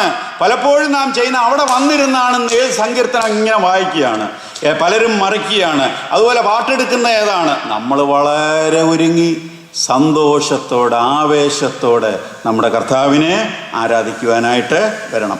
മൂന്നാമത്തെ പോയിന്റിലേക്ക് നമുക്ക് വരാം. മൂന്നാമത്തെ പോയിന്റ് ഇറ്റ്സ് വെറൈറ്റി. ആരാധനയുടെ വിവിധത്വം.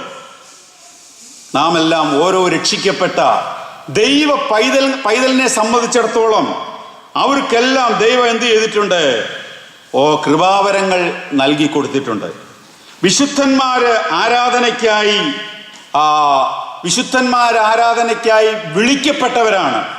അത് നമ്മ 1 പത്രോസ് 2:9-10 ഇതെല്ലാം വളരെ വിശദമായി പറയേണ്ടതാണ്. സമയമില്ലാത്തതുകൊണ്ട് ഞാനത് പറയുന്നില്ല. സഭ എന്ന തർജ്ജമ ചെയ്യപ്പെട്ടിരിക്കുന്നത് നമുക്കറിയാം. എക്ലീസി എന്ന ഗ്രീക്ക് പദത്തിൽ നിന്നാണ് ഈ വാക്കിൻ്റെ അർത്ഥം നമുക്കറിയാം. വിളിച്ച് പുറത്തു കൊണ്ടുവരപ്പെട്ടവർ, വിളിച്ച് ചേർക്കപ്പെട്ടവർ എന്നുള്ളതാണ്. അപ്പോൾ കർത്താവായ യേശുക്രിസ്തുവിൻ്റെ നാമത്തിൽ ഒരു സ്ഥലത്ത് കൂടി വരിക. ഏത് നിലയിൽ? 1 യേശുക്രിസ്തുവിൻ്റെ കർത്തൃത്വം, 2 പരിശുദ്ധാത്മാവിൻ്റെ നിയന്ത്രണം, 3 ദൈവവചനത്തിൻ്റെ ഉപദേശം എന്നീ ത്രിവിധ അധികാരത്തിന് കീഴ്പ്പെടുന്നവരായ വിശ്വാസികളാണ് ഒരു സ്ഥലം സഭ എന്ന് പറയുന്നത്. അപ്പോൾ ദൈവത്തെ ആരാധിക്കുന്നത് തീർച്ചയായും രക്ഷിക്കപ്പെട്ടവരും വീണ്ടെടുക്കപ്പെട്ടവരുമായി ആയിരിക്കണം. ഞാൻ ആ ഭാഗം വിശദീകരിക്കുന്നില്ല. ഒരു ലോക്കൽ അസംബ്ലിയെ സംബന്ധിച്ചിടത്തോളം നമ്മൾ ആരാധനയ്ക്കായി കൂടേണ്ടിയ ഒരു ലോക്കൽ അസംബ്ലിയുടെ സവിശേഷത എന്ന് പറയാം. 1 അത് യേശുക്രിസ്തുവിൻ്റെ കർത്തൃത്വം, പരിശുദ്ധാത്മാവിൻ്റെ നിയന്ത്രണം, മാനുഷിക നിയന്ത്രണം പാടില്ല, 3 ദൈവവചനത്തിൻ്റെ ഉപദേശം. ഈ ത്രിവിധമായ സവിശേഷതകളുള്ള ഒരു പ്രാദേശിക സഭയിൽ മാത്രമേ നാം ആരാധനയ്ക്കായി പങ്കെടുക്കാവൂ. എങ്കിൽ മാത്രമേ ആരാധനയിലെ വിവിധത്വം പൂർണ്ണമായും നമുക്ക് മനസ്സിലാക്കി കർത്താവിനെ ആരാധിക്കാനായിട്ട് കഴിയുള്ളൂ. സഭയെ പല നിലകളിൽ ചിത്രീകരിച്ചിട്ടുണ്ട്. സഭയെ ശരീരത്തോട്, മന്ദിരത്തോട്, ഭവനത്തോട്, പട്ടണത്തോട്, ആട്ടിൻകൂട്ടത്തോട്, ഒരു പുതുമനുഷ്യനോട്, മണവാട്ടിയോടൊക്കെ സഭയെ സാദൃശ്യപ്പെടുത്തി ചിത്രീകരിച്ചിട്ടുണ്ട്. അതിൽ ഒരു കാര്യം, സഭയുടെ ശിരസ് ക്രിസ്തുവാണ്. ശരീര അവയവങ്ങൾ അങ്ങനെയാണെങ്കിൽ ആരാണ്? നാം ഓരോരുത്തരും ആണ്. ശരീര അവയവങ്ങളുടെ ലക്ഷ്യം എന്ന് പറയുന്നത് ശിരസായ ക്രിസ്തുവിനെ മഹത്വപ്പെടുത്തുക, ആരാധിക്കുക എന്നുള്ളതാണ്. നമ്മുടെ ശരീരം എന്ന് പറയുന്നത് വളരെ മനോഹരമാണ്. ഒരു മനുഷ്യ ശരീരത്തെ എടുത്താൽ വളരെ മനോഹരമാണ് കാണുവാൻ. എന്നാൽ ഈ ശരീരത്തിലെ ഏതെങ്കിലും അവയവത്തിന് എന്തെങ്കിലും അംഗഹീനതയോ പ്രശ്നമോ ഉണ്ടായാൽ അത് കാഴ്ചയ്ക്ക് വളരെ അഭംഗിയാണ്. അതുപോലെ തന്നെയാണ് ഒരു സഭയെ സംബന്ധിച്ചത്. ഒരു സഭയിൽ എല്ലാ കൃപാവരങ്ങളും വിവിധങ്ങളായ കൃപാവരങ്ങളുള്ളവരാണുള്ളത്. അവരെല്ലാവരുടെ ശുശ്രൂഷകൾ ചെയ്യുമ്പോൾ തീർച്ചയായിട്ടും ആ ആരാധന എന്ന് പറയുന്നത് വളരെ മനോഹരമായി തീരും. ഇവിടെ സിഡ്നിയിൽ തന്നെ നടന്ന ഒരു സംഭവം നിങ്ങളുടെ ശ്രദ്ധയിലേക്ക് കൊണ്ടുവരാം. അതായത് ഡേവിഡ് ഓപ്പൻഷാ എന്ന ചെറുപ്പക്കാരൻ, അയാളുടെ വലത്തുകാലിനോട് ഓർമ്മ വെച്ച നാൾ മുതൽ വല്ലാത്ത വെറുപ്പ്. ഇത് ഇവിടുത്തെ പത്രത്തിൽ വന്നൊരു വാർത്തയാണ്. അത് പകയായി മാറി. നമുക്കാർക്കും തോന്നാത്ത കാര്യം ഡേവിഡിന് തോന്നി. ഒരു നീളൻ ബക്കറ്റ് നിറയെ ഡ്രൈ ഐസ് ഇട്ട് വലതുകാൽ അതിലിട്ട്, കക്ഷി കുറച്ച് നേരമൊന്നും ആയിരുന്നില്ല വലതുകാൽ അതിനകത്ത് ഇട്ടിരുന്നത്. എത്ര മണിക്കൂറാണെന്നറിയാമോ? 6 മണിക്കൂർ. പിന്നെ അപ്പോഴാണ് മറ്റുള്ളവർ മനസ്സിലാക്കിയത്. അങ്ങനെ മരവിച്ച കാലുമായി ഇദ്ദേഹത്തെ എവിടെ കൊണ്ടുപോയി? സിഡ്നിയിൽ ആശുപത്രിയിലേക്ക് കൊണ്ടുപോയി. സർജന്മാർക്കൊന്നും ചിന്തിക്കുവാൻ നേരമുണ്ടായിരുന്നില്ല. കാല് മുട്ടിന് താഴെ വെച്ച് മുറിച്ച് മാറ്റുകയാണ് ചെയ്തത്.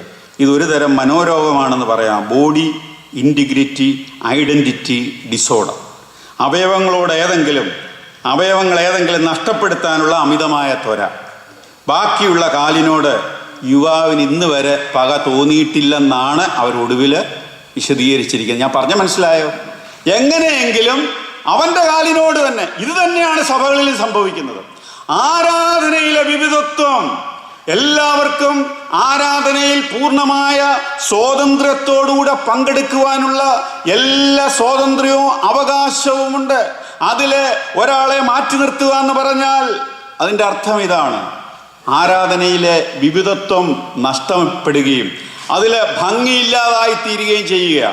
ഇവിടെ ഈ മനുഷ്യൻ ചെയ്തത് തൻ്റെ കാലിനോട് തന്നെ പക.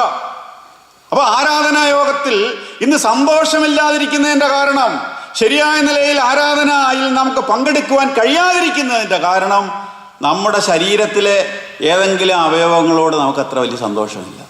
അവിടെ കൂടി വരുന്നവരോട്, ചിലരോട് നമുക്ക് പൂർണ്ണമായും സന്തോഷം ഇല്ല. അങ്ങനെയാണെങ്കിൽ തീർച്ചയായിട്ടും ആ ആരാധനയിൽ ശരിയായ നിലയിൽ നമുക്ക് സന്തോഷിക്കുവാനായിട്ട് കഴിയില്ല. അപ്പോൾ worship is meant to be a shared experience to which a variety of participants bring their particular gift. അതാണ് ആരാധനയിലെ വിവിധത്വം എന്ന് പറയുന്നത്. ഇനി നമുക്ക് യെരുശലേമിന്റെ മതിൽ പണിയുടെ പ്രതിഷ്ഠയിലേക്ക് വരാം. അവിടെ നോക്കി 52 ദിവസം കൊണ്ട് മതിൽ പണിതതിനു ശേഷം അവരത് പ്രതിഷ്ഠിക്കുക. നോക്കി അതിന്റെ പ്രതിഷ്ഠാ സമയം ശ്രദ്ധിക്കാം. 5-6 കാര്യങ്ങൾ ഞാൻ പറയാം. 12 നെഹമ്യാവ് 12:28 അവരെന്ത് ചെയ്തു? യെരുശലേമിന്റെ ചുറ്റുമുള്ള പ്രദേശങ്ങളിൽ നിന്നും ജനം കൂടി വന്നു. നമ്മുടെ ആരാധനയിൽ വിവിധ സ്ഥലങ്ങളിൽ നിന്ന് കൂടി വരുന്നു.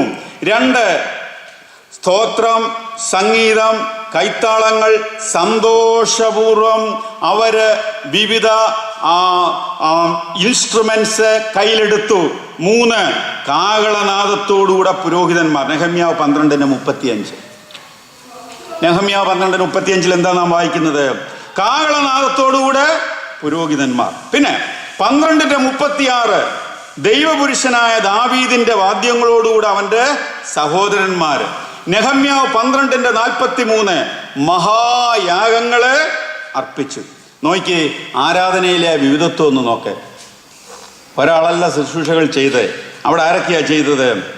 അവിടെ യെരുശലേമിന്റെ ചുറ്റുമുള്ള പ്രദേശങ്ങളിൽ ജനം കൂടി വന്നു. സ്തോത്രമുണ്ട്, സംഗീതമുണ്ട്, സന്തോഷത്തോടുകൂടെ അവർ പാടി ദൈവത്തെ ആരാധിച്ചു. കാഹളത്തോടുകൂടെ പുരോഹിതന്മാർ നിന്നു. ദൈവപുരുഷനായ ദാവീദിന്റെ വാദ്യങ്ങളോടുകൂടെ അവന്റെ സഹോദരന്മാർ നിന്നു. മഹായാഗങ്ങളെ അർപ്പിച്ചു. പ്രിയമുള്ളവരെ, ഈ നിലയിൽ നാം ആരാധനയെക്കുറിച്ച് പറയുമ്പോൾ ആരാധനയുടെ വിവിധത്വം എന്ന് പറയുന്നത് it's a shared experience to which a variety of participants bring their particular gift. അതുകൊണ്ട് ആരാധന എന്ന് പറയുന്നത് പൂർണ്ണമായും അതിലെ വിവിധത്വം ഉണ്ടായിരിക്കണം, ദൈവിക നിയന്ത്രണത്തിലായിരിക്കണം എന്ന് നമുക്ക് മനസ്സിലാക്കുവാനായിട്ട് കഴിയും. നാലാമത്തെ പോയിന്റ് ഇറ്റ്സ് പ്രയോറിറ്റി എന്നുള്ളതാണ്. അതിൻ്റെ പ്രയോറിറ്റി എന്താണ്? ആരാധനയുടെ വിഷയത്തിൻ്റെ പ്രയോറിറ്റി. ഇപ്പോൾ തന്നെ 3:30 മണിയായി. 4, എന്തൊക്കെ ഉപകരണങ്ങൾ നാം ഉപയോഗിച്ചാലും, നാം എങ്ങനെയൊക്കെ സ്തോത്രം ചെയ്താലും പാടിയാലും പ്രബോധിപ്പിച്ചാലും മേശയിൽ പങ്കാളിയായി തീർന്നാലും, നമ്മുടെ ശബ്ദത്തിൽ ഉപരിയായി ഹൃദയങ്ങളെ നോക്കുന്നവനാണ് നമ്മുടെ കർത്താവ്. നമ്മുടെ ഹൃദയങ്ങളെയാണ് നമ്മുടെ കർത്താവ് പരിശോധിച്ചുകൊണ്ടിരിക്കുന്നത്. നാം അതിൻ്റെ ആറ്റിറ്റ്യൂഡിൽ, ആക്ഷനിൽ ഉപരിയായി നമ്മുടെ മനോഭാവം എങ്ങനെയിരിക്കുന്നു എന്നുള്ളതാണ്. നെഹമ്യാവിന്റെ പുസ്തകം 12-ാം അധ്യായം 30-ാം വാക്യം ഒന്ന് വായിക്കാം. പുരോഹിതന്മാരും ലേവ്യരും തങ്ങളെ തന്നെ ശുദ്ധീകരിച്ചിട്ട് ജനത്തെയും വാതിലുകളെയും മതിലിനെയും ശുദ്ധീകരിച്ചു. മതി. അപ്പോൾ ആരാധനയ്ക്കായി അല്ലെങ്കിൽ മതിൽ പ്രതിഷ്ഠയ്ക്കായി ഇസ്രായേൽജനം കൂടി വന്നപ്പോൾ അവിടെ സെറിമോണിയലായിട്ട് അല്ലെങ്കിൽ ചില ആചാര അനുഷ്ഠാനങ്ങൾ ശുദ്ധീകരണത്തിനായി അവർ ചെയ്തതായിട്ട് അവിടെ പറയുന്നുണ്ട്. പുതിയ നിയമവിശ്വാസികളായ നമ്മെ സംബന്ധിച്ചിടത്തോളം നാം ആരാധനയിലേക്ക് കടന്നു വരുമ്പോൾ ഏറ്റവും സുപ്രധാനമായ കാര്യം എന്ന് പറയുന്നത് നമ്മുടെ ഹൃദയം പൂർണ്ണമായും ശുദ്ധീകരണം പ്രാപിച്ച് ദൈവത്തിൻ്റെ സന്നിധിയിലേക്ക് വരിക എന്നുള്ളതാണ്. നാം ശിക്ഷാവിധിയോടുള്ള ബന്ധത്തിൽ പ്രിയ നമ്മുടെ ജോൺ ബി അച്ചാന് അത് ഇന്ന് പകൽക്കാലം അത് ഓർപ്പിക്കുകയുണ്ടായി. ഇവിടെ സെറിമോണിയലായിട്ടുള്ള പ്യൂരിറ്റിയെ കുറിച്ചാണ് ഈ നെഹമ്യാവിന്റെ പുസ്തകത്തിൽ നാം വായിക്കുന്നത്. എന്നാൽ പുതിയ നിയമത്തിലേക്ക് കടന്നു വരുമ്പോൾ ഞാൻ പലതും സ്ലിപ്പ് ചെയ്താ പറഞ്ഞു വരുന്നത്.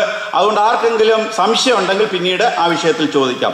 ഇനി എബ്രായ ലേഖനം 10-ാം അധ്യായം 21 മുതൽ 23 വരെയുള്ള വാക്യങ്ങളിലേക്ക് നാം കടന്നു വരുമ്പോൾ നാം ആരാധനയുടെ നമുക്കുണ്ടായിരിക്കേണ്ട ഒരു ആരാധകൻ ഉണ്ടായിരിക്കേണ്ട സവിശേഷതകൾ എന്തൊക്കെയാണ് എന്നവിടെ വ്യക്തമായി പറയുന്നു. നാം ആഴ്ചതോറും ആരാധനയ്ക്കായി കടന്നു പോകുന്നുണ്ട്. അല്ലാതെ ഏത് സമയത്ത് എപ്പോഴും നമുക്ക് നമ്മുടെ കർത്താവിനെ ആരാധിക്കുകയും മഹത്വപ്പെടുത്തുകയും ചെയ്യാം. എന്നാൽ നാം ആരാധിക്കുമ്പോൾ നമ്മുടെ ജീവിതങ്ങളെ നാം ഒന്ന് പരിശോധിക്കേണ്ടതാണ്. ഒന്നാമതായിട്ട് അവിടെ പറയുന്നത് എബ്രായ ലേഖനം 10-ാം അധ്യായം 21 മുതൽ 23 വരെയുള്ള വാക്ക്. ഒന്ന് എന്താ അവിടെ പറയുന്നത്? ട്രൂ ഹാർട്ട്, ദുർമനസാക്ഷി നീങ്ങിയ ഹൃദയം. ദുർമനസാക്ഷി എന്ന് പറയുന്നത് പൂർണ്ണമായും നമ്മുടെ കർത്താവ് തൻ്റെ രക്തത്താൽ നമ്മെ വീണ്ടെടുത്ത് നല്ല മനസാക്ഷിക്ക് നമ്മെ ഉടമകളാക്കി തീർത്തു. രണ്ടാമതായിട്ട് എഫേസ്യ ലേഖനം 5:26, അതുപോലെ എബ്രായ ലേഖനം 10:22 പറഞ്ഞ എന്താ? ശുദ്ധവെള്ളത്താൽ കഴുകപ്പെട്ട ശരീരം എന്ന് പറഞ്ഞാൽ എന്താ അർത്ഥം? ഒന്ന്, ദുർമനസാക്ഷി നീങ്ങിയ ഹൃദയം എന്ന് പറഞ്ഞാൽ വീണ്ടും ജനിച്ചവർ, പുതിയതായി ജനിച്ചവർ, നല്ല മനസാക്ഷിയുള്ളവർ. രണ്ടാമതായിട്ട് ശുദ്ധവെള്ളത്താൽ കഴുകപ്പെട്ട ശരീരം എന്ന് പറഞ്ഞാൽ നാം വീണ്ടും ജനിച്ചുവെങ്കിലും ഒരിക്കലായി എന്നേക്കുമായി രക്തത്താലുള്ള വിടുതൽ നമുക്ക് ലഭിച്ചുവെങ്കിലും അനുദിന ജീവിതത്തിൽ പാപം നമ്മുടെ ജീവിതത്തിലേക്ക് കടന്നു വരാം. വെള്ളമെന്ന് ഉദ്ദേശിക്കുന്നത് ദൈവവചനമാണ്. അപ്പോൾ ദൈവവചനത്താൽ കഴുകൽ പ്രാപിച്ചവർ അനുദിന ജീവിതത്തിൽ. 3, അതില് 22 എന്താ? വിശ്വാസത്തിന്റെ പൂർണ്ണ നിശ്ചയം പൂണ്ട്. 3. 4, പരമാർത്ഥ ഹൃദയത്തോട്. പരമാർത്ഥ ഹൃദയം എന്ന് പറഞ്ഞാൽ നമുക്ക് മനസ്സിലായല്ലേ. പിന്നെ ഇന്ന് നാം പറയുണ്ടായി, യോസഫിന്റെ സഹോദരന്മാര് യോസഫിനോട് പറഞ്ഞൊരു കാര്യമുണ്ട്. എന്താ പറഞ്ഞത്? ഞങ്ങള് പരമാർത്ഥികൾ, ഞങ്ങളൊരു തെറ്റും ചെയ്തിട്ടില്ല, ഞങ്ങള് പരമാർത്ഥികൾ. ആരോടാ പറയുന്നത്? യോസഫിനോട്. ആ ഒരു ഹൃദയത്തോടു കൂടി ആരാധിക്കുവാനായിട്ട് വരാൻ പാടില്ല. അപ്പോൾ 1, ദുർമനസാക്ഷി നീങ്ങിയ ഹൃദയം, യേശു കർത്താവിനാൽ വീണ്ടെടുക്കപ്പെട്ടവർ. 2, അനുദിന ജീവിതത്തിലെ കുറവുകൾ ദൈവവചനത്താൽ കഴുകപ്പെട്ടവർ. 3, വിശ്വാസത്തിന്റെ പൂർണ്ണ നിശ്ചയമുള്ളവർ. 4, പരമാർത്ഥ ഹൃദയം. 5, അവിടെ 10:23 പ്രത്യാശയുടെ സ്വീകാരം മുറുകെ പിടിക്കുന്നവർ. അപ്പോൾ ഈ നിലയിൽ നാം ആരാധിക്കുവാൻ കൂടി വന്നാൽ തീർച്ചയായും ആ ആരാധന ഏറ്റവും അനുഗ്രഹകരമായി തീരും. സ്വർഗം മണക്കുന്ന സുഗ്രാഹ്യകരമായ ആരാധനയായി തീരും. സമയം ഇവിടെ അവസാനിച്ചിരിക്കുന്നു. നമ്മൾ 4 പോയിന്റ്സ് ആണ് പറഞ്ഞത്, അല്ലേ? അപ്പൊ അതുകൊണ്ട് നമുക്കൊരു ആരാധനയുടെ ഒരു ചിത്രം നമുക്ക് നോക്കാം. 96-ാം സങ്കീർത്തനം.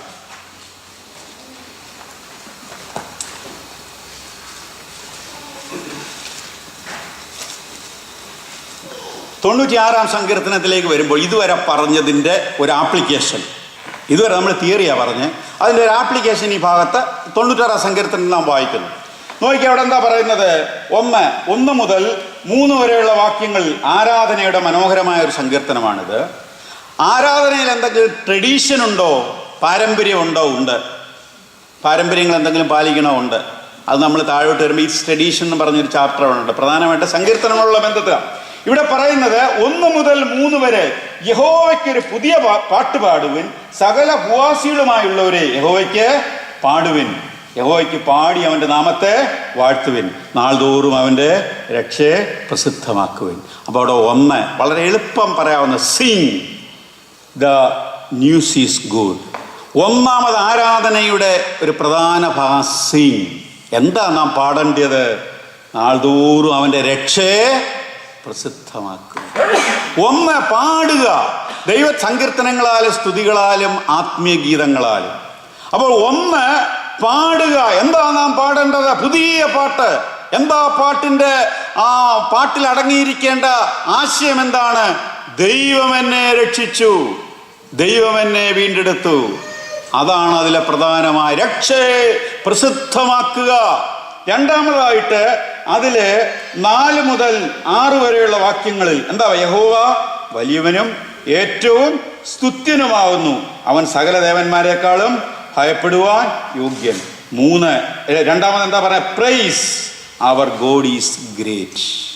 രണ്ടാമതായുള്ള ആരാധനയുടെ ചിത്രം പ്രൈസ്, ദൈവത്തെ മഹത്വപ്പെടുത്തുക. ഒന്ന് പാടുക, രണ്ട് ദൈവത്തെ മഹത്വപ്പെടുത്തുക. എന്തിനാണ് ദൈവത്തെ മഹത്വപ്പെടുത്തേണ്ടത്? കാരണം എന്താ? യഹോവ വലിയവനാകുന്നു, ഏറ്റവും സ്തുത്യനാകുന്നു, ആരാധനയ്ക്ക് യോഗ്യനാകുന്നു, ജാതികളുടെ ദൈവത്തെക്കാളും ഉന്നതനായിരിക്കുന്നു, ബഹുമാനവും തേജസ്സും അവന്റെ മുൻപിലും ബലവും ശോഭയും അവന്റെ വിശുദ്ധ മന്ദിരത്തിലും ഉണ്ട്. ഇനി മൂന്നാമതായി 7 മുതൽ 9 വരെയുള്ള വാക്യങ്ങൾ നാം വായിച്ചാൽ 7 മുതൽ 9 വരെ, അതിലെ 9-ാമത്തെ വാക്യം കണ്ടോ? വിശുദ്ധ വസ്ത്രാലങ്കാരത്തോടെ യഹോവേ നമസ്കരിപ്പീൻ. ആ നമസ്കരിപ്പീൻ എന്നുള്ള പദമാണ് ഇംഗ്ലീഷിൽ വർഷിപ്പ് എന്നുള്ള പദം തന്നെയാണ് അവിടെ പറയുന്നത്. എന്താ കാരണം? ദൈവത്തെ മഹത്വപ്പെടുത്തേണ്ട കാര്യം എന്താ? ദ ലോർഡ് ഈസ് വർത്തി. കാരണം എന്താ? അവൻ ആ മഹത്വത്തിന് യോഗ്യനാണ്. നാം ആരാധിക്കുവാൻ, മഹത്വപ്പെടുത്തുവാൻ യോഗ്യനായ ഒരേ ഒരുവൻ, അത് നമ്മുടെ കർത്താവായ യേശു ക്രിസ്തുവാണ്. നാലാമതായി എന്താ അവിടെ പറയുന്നത്? അതിലെ 13-ാമത്തെ വാക്യത്തിലേക്ക് വരുമ്പോൾ, യഹോവയുടെ സന്നിധിയിൽ തന്നെ അവൻ വരുന്നുവല്ലോ, അവൻ ഭൂമിയെ വിധിപ്പാൻ വരുന്നു, അവൻ ഭൂലോകത്തെ നീതിയോടും ജാതികളെ വിശ്വസ്തയോടും കൂടെ വിധിക്കും. 4, റിജോയ്സ്, സന്തോഷിക്കുക. വൈ? എന്തുകൊണ്ട്? ദ കിങ് ഈസ് കമ്മിങ്, അവൻ വരുന്നുവല്ലോ.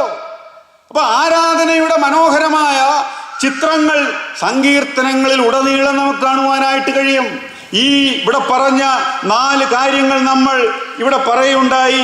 ഈ 4 കാര്യങ്ങളും നാം മനസ്സിൽ വെച്ചുകൊണ്ട് ഈ സങ്കീർത്തനം നാം ഒന്ന് വായിക്കുകയാണെങ്കിൽ തീർച്ചയായിട്ടും നമുക്ക് ആ ആരാധന എന്താണ് എന്ന് ചുരുക്കമായിട്ട് നമുക്ക് മനസ്സിലാക്കുവാനായിട്ട് കഴിയും. അതിൻ്റെ പർപ്പസ് എന്താണ്, ആരാധനയുടെ നേച്ചർ എന്തായിരിക്കണം, ആരാധനയുടെ വെറൈറ്റി, ഇറ്റ്സ് പ്രയോറിറ്റി. 1, നാം അവനെ പാടുക, പാടി രക്ഷയെ പ്രസിദ്ധമാക്കുക. 2, അവനെ പ്രൈസ് ചെയ്യുക, കാരണം നമ്മുടെ ദൈവം ഏറ്റവും ഉന്നതനാണ്. 3-ാമതായിട്ട് ഇവിടെ പറഞ്ഞത് നമ്മുടെ ദൈവത്തെ മാത്രമേ ആരാധിക്കാവൂ, കാരണം അവനാണ് ആരാധനയ്ക്ക് യോഗ്യൻ. 4-ാമതായിട്ട് അവൻ വരുന്നു, നമ്മെ ചേർക്കുവാൻ വരുന്നു. മുഖാമുഖം കണ്ട് നാം അവനെ ആരാധിക്കുവാനായിട്ട് പോകുന്നു. ഈ സത്യങ്ങൾ നാം മനസ്സിലാക്കി ആരാധനയിലേക്ക് വരുമ്പോൾ തീർച്ചയായും ആ നിലയിൽ നാം നമ്മുടെ കർത്താവിനെ ആരാധിക്കേണ്ടതാണ്. പലപ്പോഴും നമ്മുടെ ആരാധനയിൽ കാണുന്നത് കേവലം ചില ചടങ്ങുകളായി പലപ്പോഴും ആരാധന മാറാറുണ്ട്. ആദ്യത്തെ പ്രാർത്ഥന ഒരാൾ എന്നും അദ്ദേഹം തന്നെയാണ് പ്രാർത്ഥിക്കുന്നത്, അല്ലെങ്കിൽ സ്തോത്രം ചെയ്യുന്നത്. 2-ാമത്തെ പ്രാർത്ഥന, 3-ാമത്തെ പ്രാർത്ഥന. ഒരിടത്ത് ചെന്നപ്പോൾ സഭ 2ആയി. ചോദിച്ചപ്പോൾ 30 വർഷം ഒരാൾ സങ്കീർത്തനം വായിച്ചുകൊണ്ടിരുന്നതാണ്. അയാൾ ഇനിയൊന്ന് വായിക്കണ്ടെന്ന് പറഞ്ഞു, സഭ 2ആയി. അപ്പോൾ അതുപോലെ തന്നെ അപ്പത്തിന് പാനപാത്രത്തിനൊക്കെ സ്തോത്രം ചെയ്യുന്നവർ സ്ഥിരം ആൾക്കാരാണ്. അങ്ങനെ ശുശ്രൂഷകളെ പലരും കുത്തകകളാക്കി വെച്ചിരിക്കുകയാണ്. യാതൊരു വ്യത്യാസവുമില്ല. അങ്ങനെയാണെങ്കിൽ സമുദായത്തിലും ഇതും തമ്മിൽ വലിയ വ്യത്യാസമൊന്നുമില്ല. ആത്മാവിൻ്റെ നിയന്ത്രണമാണ് ആരാധനയിൽ പൂർണ്ണമായും നമ്മെ നയിച്ചുകൊണ്ടിരിക്കേണ്ടത്. ആരാധനയുടെ വിവിധത്വം അതാണ് നമ്മെ വിളിച്ചറിയിക്കുന്നത്. എല്ലാവർക്കും ചന്തമായും ഭംഗിയായും ക്രമമായും ഉചിതമായും ദൈവനാമ മഹത്വത്തിനായി ആ ശുശ്രൂഷകൾ ചെയ്യുന്നതിനുള്ള സ്വാതന്ത്ര്യം ഉണ്ട്. വളരെ സന്തോഷത്തോടുകൂടെ നാം കൂടി വന്ന് ഏകാത്മാവിൽ നാം നമ്മുടെ കർത്താവിലൂടെ പിതാവായ ദൈവത്തിന് പരിശുദ്ധാത്മാവിൻ്റെ സഹായത്താൽ സകല സ്തുതി, സ്തോത്രവും, മാനവും മഹത്വവും അവൻ്റെ സന്നിധിയിൽ അർപ്പിച്ചുകൊണ്ട് നാം ആരാധിക്കേണ്ടതാണ്. അങ്ങനെയെങ്കിൽ തീർച്ചയായും നമ്മുടെ ആരാധനായോഗങ്ങൾ കുറച്ചുകൂടെ സജീവമാകും. പലരും എന്താ ചിന്തിക്കുന്നത്? പലരും ഏതെങ്കിലും ഒരു ശുശ്രൂഷ ഇങ്ങനെ കുത്തകയാക്കി വെച്ചിരിക്കുക. ആ ശുശ്രൂഷ വരെ ഉറങ്ങിയിരിക്കും. അത് കഴിയുമ്പോൾ ആ ശുശ്രൂഷ ചെയ്യും. അത് കഴിഞ്ഞ് പിന്നെ ഉറക്കമായിരിക്കും. എൻ്റെ ജോലി തീർന്നു, എൻ്റെ കടമ തീർന്നു. അങ്ങനെയാകാനായിട്ട് പാടില്ല.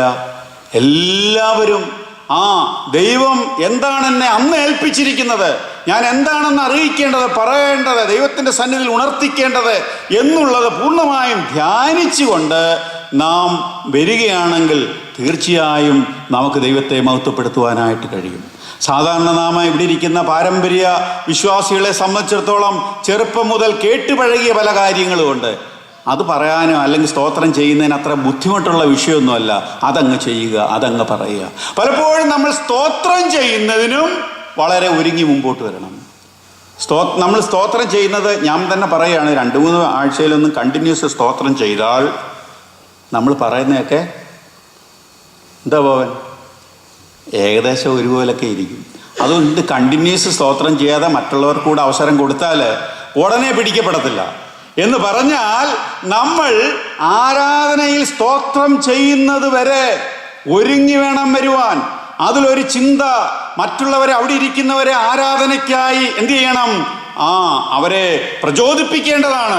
അപ്പോൾ എല്ലാ നിലയിലും നാം ഒരുക്കത്തോടെ, സന്തോഷത്തോടെ, സ്പെസിഫിക് ആയിട്ടുള്ള എന്തിനാണ് നാം ആരാധിക്കുന്നതെന്ന് പൂർണ്ണമായിട്ട് മനസ്സിലാക്കി ആരാധനയിലെ വിവിധത്വത്തോടുകൂടി നാം ആരാധിക്കുമെങ്കിൽ നമ്മുടെ ആരാധനാ യോഗങ്ങൾ വളരെ സജീവമായി തീരും.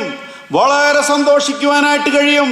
ആരാധിച്ച് വളരെ സന്തോഷത്തോടെ ഭവനങ്ങളിലേക്ക് പോകുവാനായിട്ട് കഴിയും. സ്വർഗം സന്തോഷിക്കുന്ന സുഗ്രാഹ്യകരമായ ആരാധന കഴിക്കുവാൻ, സ്വർഗത്തിലെ ദൂതന്മാർ കുനിഞ്ഞു നോക്കുന്ന ആരാധന കഴിക്കുവാൻ വലിയവനായ ദൈവം നമ്മെ പ്രാപ്തരാക്കും. വരുന്ന ദിവസങ്ങളിൽ കർത്താവ് നമ്മെ സഹായിക്കട്ടെ. നമുക്കെല്ലാവർക്കും നമ്മുടെ കുറവുകളെ കണ്ടുണർന്ന് ആത്മനിറവിൽ നിറഞ്ഞ് വരുന്ന ദിവസങ്ങളിൽ നമ്മുടെ കർത്താവിനെ ആരാധിക്കാം. അവൻ്റെ വിലയേറിയ നാമത്തിന് മഹത്വം ഉണ്ടാകട്ടെ.